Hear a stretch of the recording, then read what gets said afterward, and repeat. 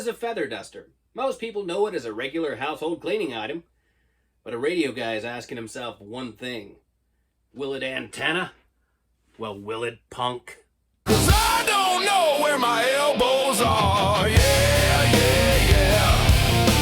Yeah, yeah, yeah. No, I don't know. It's John Jones and Beard Home, and I was on AliExpress the other day. I was looking at a bunch of feather dusters, and I thought I could probably make an antenna out of one of those.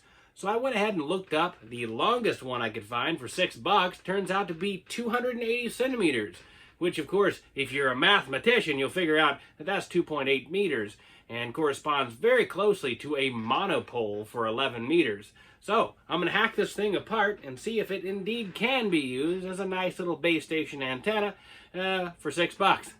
Kids, if you suffer from ADHD, you might want to skip this part, but I'm going to go ahead and describe what we're doing here. So we're going to use a feather duster. We're going to make a monopole for 11 meters. That is the CB band, okay? So the waveform looks like this. We have a 0 here, 0 degrees to 360 degrees. That's essentially back to itself, a circle, right?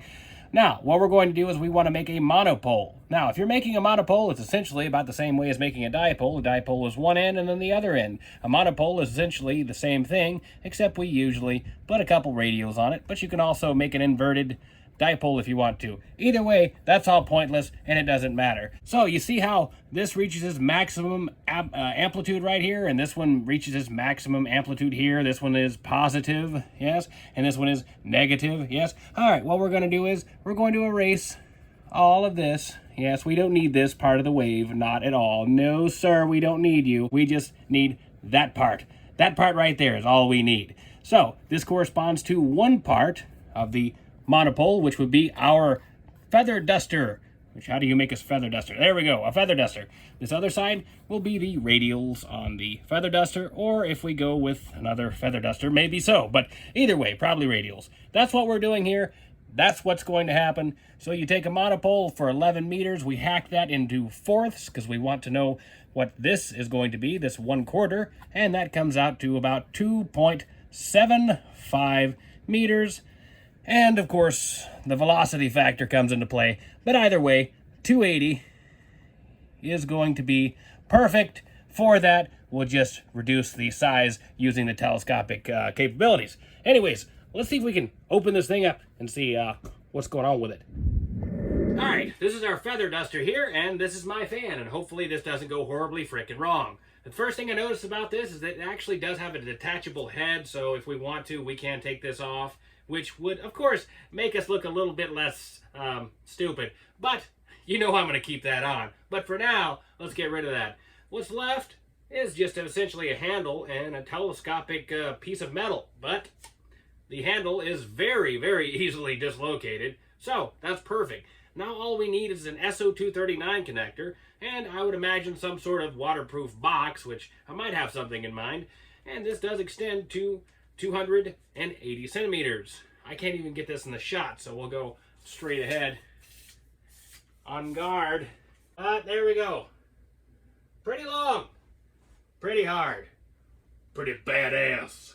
Yeah, it's a Johnny Jones show. I'm not doing no repetition no more. You got raw unfiltered. I'm so tired of 1.5 million takes. Now, luckily, my father works for an auctioneer because he drags home boxes and boxes of junk. He got a 40-pack of these. This is for holding my nuts, and I figured I'd get a few. This seems like a pretty good vessel for our little telescopic antenna. And, of course, there's an SO239 connector because, trust me, Johnny has SO239 connectors. So let's get started, and we'll see if we can waterproof this thing. I'm not that worried about it because I don't care about anything. Let's do it. Well, I have an old trunk mount here for an antenna, and I figured maybe I could modify this in a way where I could actually use it. So, let's see what we can do. That stainless steel is some tough shit. Yep. Almost.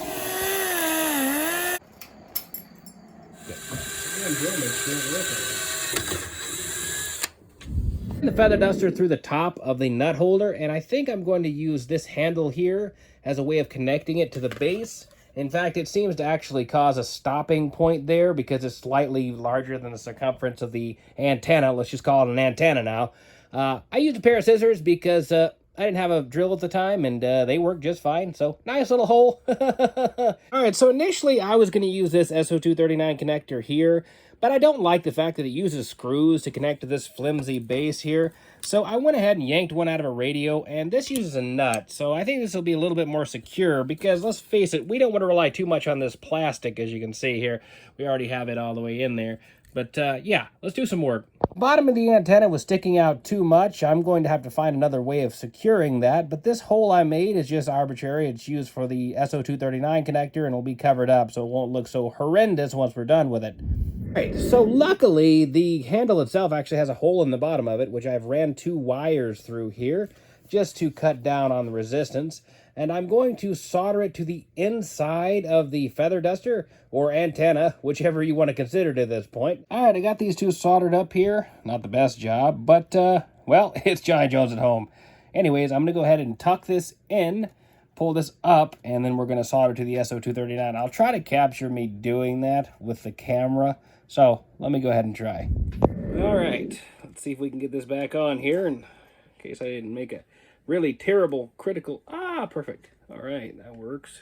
All right, now we need to solder to the SO239 connector and get the bottom on this thing. So I have the handle inside. I have it turned to the right. I'm actually going to make a makeshift pin out of a clothes hanger and make sure to keep that thing stable because this thing's going to blow around in the wind quite a bit. All right, that seems to be much more stable. Let's go ahead and solder up the SO239 connector and we should be good. I need a couple screws for the bottom, and I think I have plenty of pick-a-nut boxes to go through here, and I think I'll just pop a few of those in.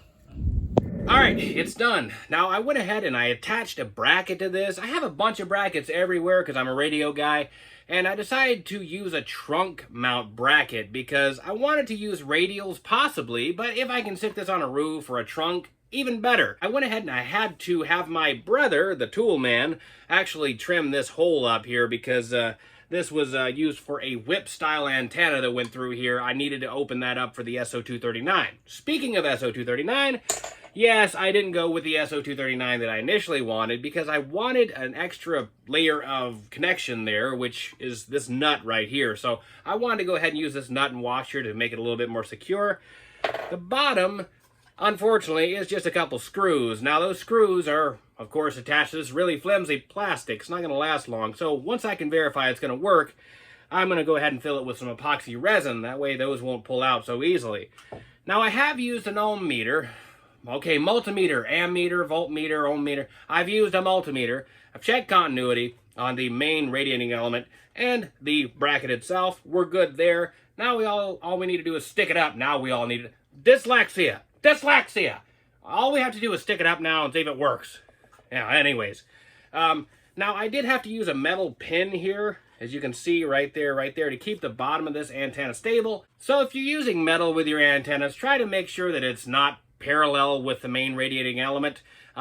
Preferably don't use metal, but this is basically a 102 steel whip. I don't think we have to worry about degrading its performance too much. However, I would have done it a little bit differently if I had extra stuff. I didn't have what I needed at the time, but this will be an interesting idea to try to replicate, and I hope you will try it. All right, let's give her a shot and see what happens.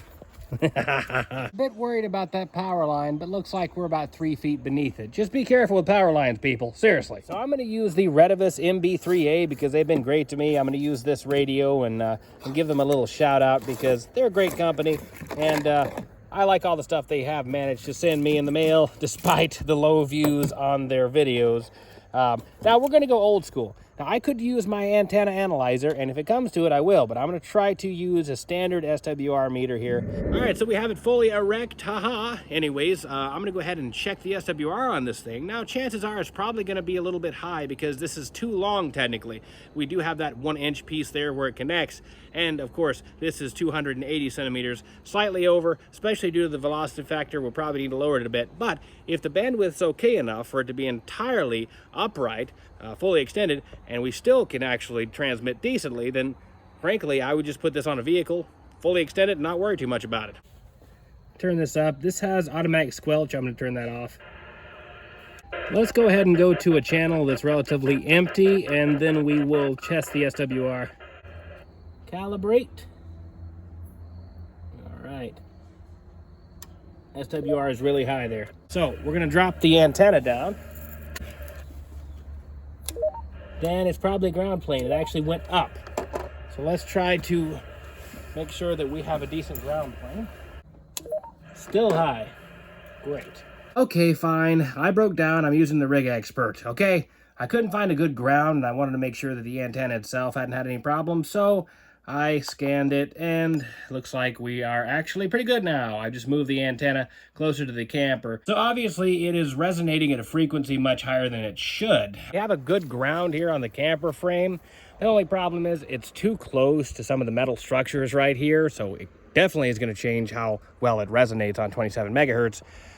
So I'm going to try to change the position to the roof over here. It's a metal roof. It'll get us away from a lot of crap. And I also do understand that those segments there are not in perfect contact all the time. That could be a problem when considering making one of these too. So make sure you make sure that those have good contact between the segments. Look at how smooth this beauty is now. Good. Okay. Good. Now we just got to figure out why it's resonating so high. Okay.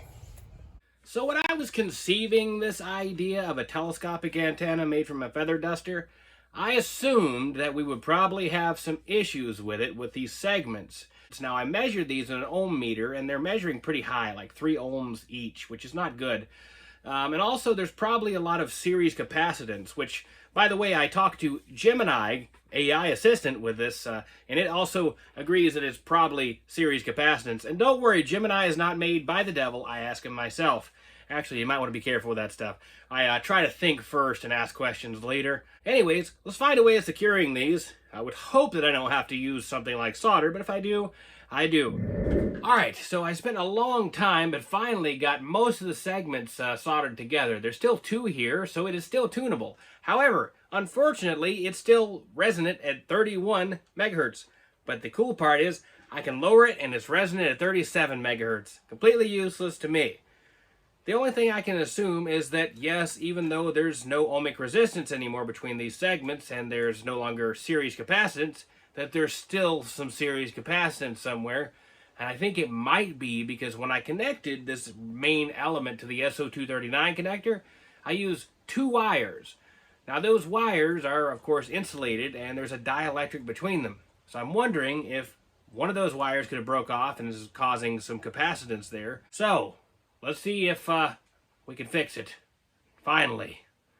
Well, one of the wires did indeed break off due to twisting, I would imagine. I don't know if you can see that, but one of them did in fact break off. So let's figure this out, fix it. No frickin' difference. I'm about to break this motherfucker. Let me catch you up to speed with what's actually happening here. I built this thing. I put it on a truck. I use my SWR meter, and the SWR is very high. I mess with it multiple times, give it different grounds, still get a high SWR. I pull out the antenna analyzer. I don't want to, but I had to. Pull it out, different grounds, finally get a good ground, is consistent, make sure it's consistent. 31 megahertz. We're resonant at 31 megahertz. All right. I measure between the segments, right? Because I was thinking there could be an issue with the segments connecting. I measure them with my ohm meter.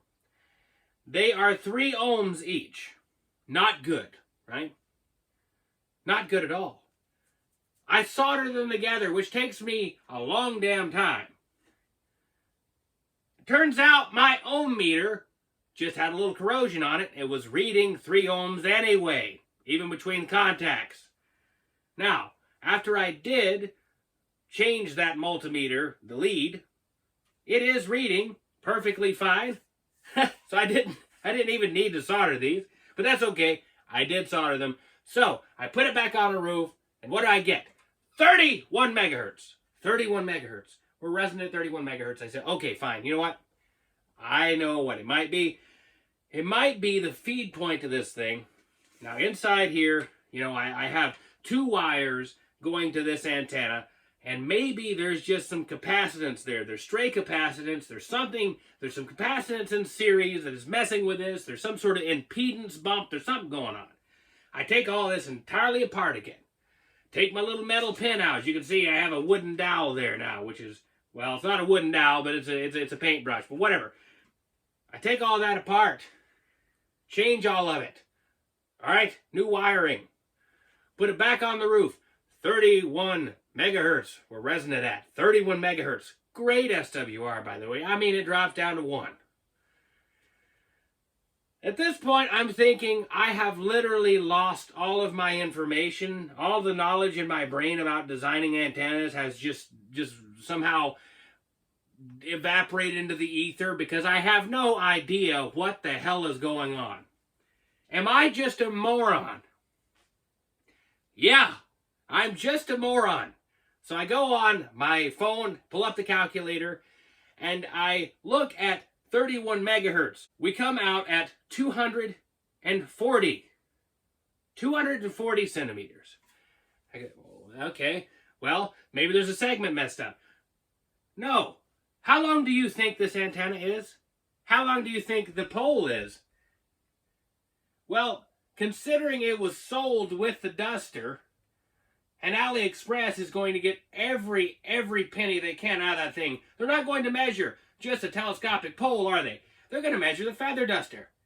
This thing is 97 inches. This is 97 inches. What does that mean? That means it's resonant at 31 megahertz. Great monopole for 31 megahertz, which who uses? I don't know. So, I'm an idiot. And now I'm going to have to extend this, probably with the feather duster end. I should have why did I not measure this? Why did I think in my little raisin brain that this pole itself was going to be 280? This is why you consider the simplest things first. So I clipped the feather duster portion all the way down to the bare metal, and you know exactly what I'm about to do.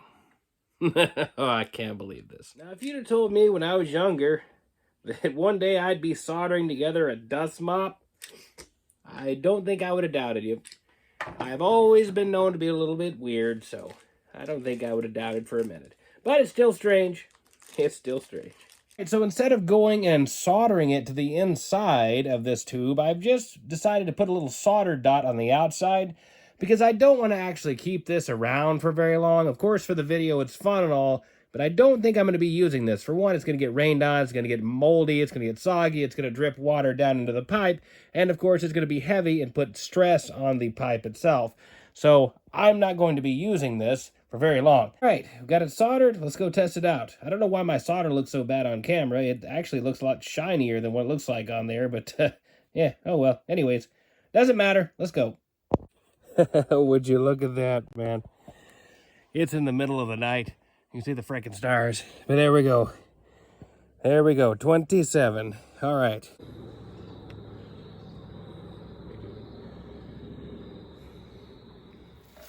All right, I have decided to move it.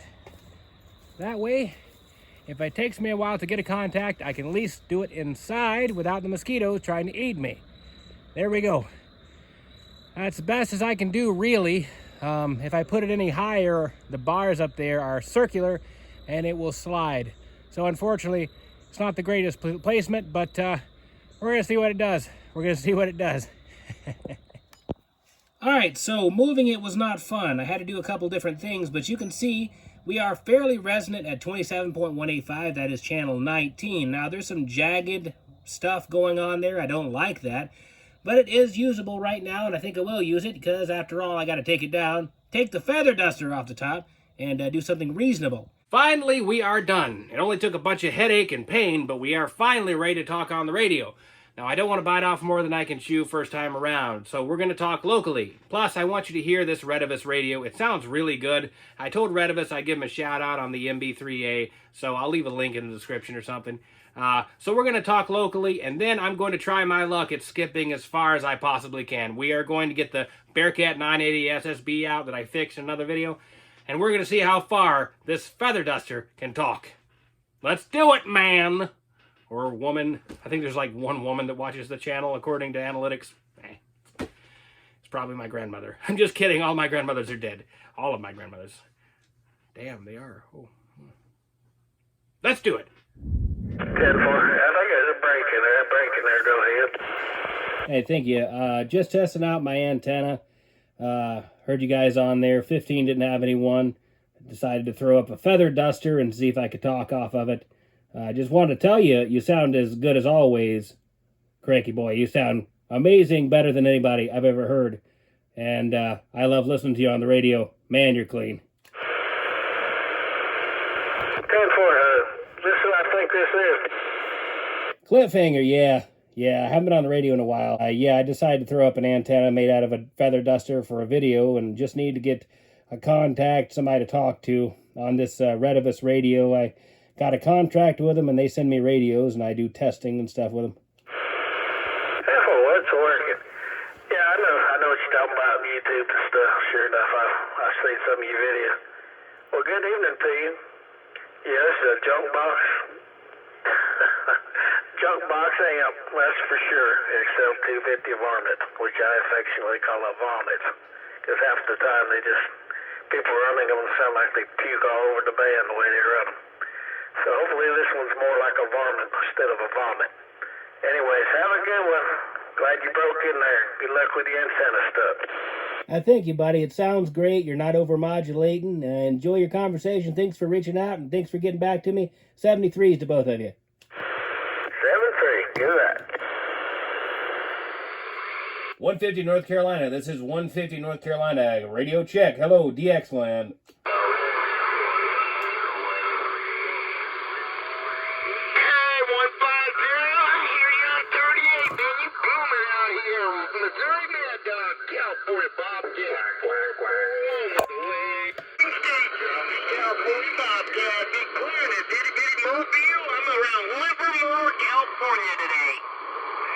Hot damn, we talked to California. We talked to California, baby. Yeah, nice. Nice. Yeah, South Carolina, 5-9 into southern Manitoba. Radio Canada 88. 150 North Carolina, reaching Manitoba. Hello. 150 North Carolina, CQDX, North Carolina, 150 Barefoot Radio, 150 North Carolina. Yeah, 150 Barefoot, Radio Canada 88 with the wave. 605. Hey, thank you, Manitoba. Manitoba, thank you. I'm talking off a feather duster. You heard me right, Manitoba. Feather duster, up in the air, Barefoot. Thank you for the call back. All right there, 150 Barefoot, yeah, QRP, good deal. Making a good trip, 5-7 into the city of Winnipeg, 73s from Radio Canada 88. Yes, baby. Yes, baby. Yeah. What do you say? Woo. I cannot believe we managed to talk over 2,000 miles to California and 1,300 miles to Manitoba. I guess you don't really need any power, and you really don't need a great antenna. You just need a lot of time and a little bit of luck. Eh? Well, I hope you enjoyed the video, and if you have any ideas on what I should make an antenna out of next time, leave me a comment. By the way, I have a Patreon page where I put, like, bloopers and stuff. You can join as a free member. If you'd like to, look in the description. And always like and subscribe and all the other stuff that YouTubers apparently say. I'm not a YouTuber. My videos are junk, but I love you guys. God bless. It's Johnny Jones. I'm here at home. And I'll see you later, punk. Ha ha ha ha!